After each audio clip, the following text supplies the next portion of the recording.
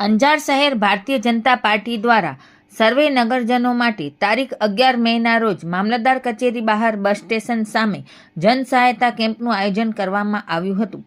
સવારે 10:30 થી 1:30 વાગ્યા દરમિયાન યોજાનાર આ કેમ્પમાં જાતિ આવક અને નોન ક્રિમિનલ દાખલા સહિતની કામગીરી માટે માર્ગદર્શન અને સહાય આપવામાં આવી હતી। કેમ્પને સફળ બનાવવા માટે હિતેન વ્યાસ, કૃપાલસિંહ રાણા, અશ્વિનભાઈ સોરઠિયા, મિલન લોઢા અને તૃપ્તિબેન આહિર સેવા સહયોગ આપી રહ્યા હતા। આ કેમ્પમાં રાજ્ય સરકારના મંત્રી અને સ્થાનિક ધારાસભ્ય ત્રિકમભાઈ છાંગા વિશેષ ઉપસ્થિત રહ્યા હતા। સવારે 10:30 વાગ્યાથી શરૂ થયેલા કેમ્પ દરમિયાન નગરજનોને વિવિધ સરકારી યોજનાઓ, દસ્તાવેજી પ્રક્રિયા અને જન સહાય સંબંધિત પ્રશ્નોમાં માર્ગદર્શન અને સહાય પૂરી પાડવામાં આવી હતી। મોટી સંખ્યામાં નગરજનોએ કેમ્પમાં હાજરી આપી લાભ લીધો હતો। ભારતીય જનતા પાર્ટી અંજાર શહેરના આગેવાનો અને કાર્યકર્તાઓ દ્વારા કેમ્પને સફળ બનાવવા માટે કામગીરી સંભાળવામાં આવી હતી। કેમ્પ બપોરે 1:30 વાગ્યા સુધી ચાલુ રહેશે એવું જણાવવામાં આવ્યું હતું।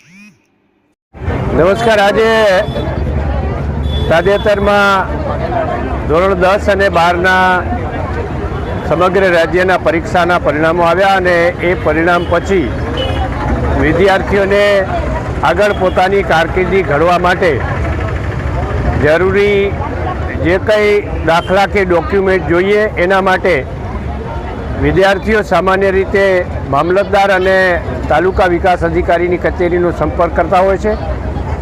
આજે અંજાર ભારતીય જનતા પાર્ટી દ્વારા બધાને સાથે રાખીને અંજાર શહેર અને તાલુકાના વિદ્યાર્થીઓ માટે અને અરજદારો માટે એક ઓપન કેમ્પનું આયોજન અંજાર મામલતદાર કચેરી ખાતે કરવામાં આવ્યું અને આનંદ સાથે કહેવું પડે કે સમગ્ર મામલતદાર કચેરીનો સ્ટાફ અને સ્વયં મામલતદારશ્રી પોતે પણ અહીં ઉપસ્થિત રહીને અરજદારો સાથે સંવાદ કરીને એ અરજદારોની જે કંઈ મુશ્કેલી, સમસ્યા, રજૂઆત કે દાખલા માટેની જે કંઈ પ્રક્રિયા કરવાની હોય એ પ્રક્રિયા કરાવવામાં પણ સમગ્ર સ્ટાફ મદદરૂપ બન્યો છે।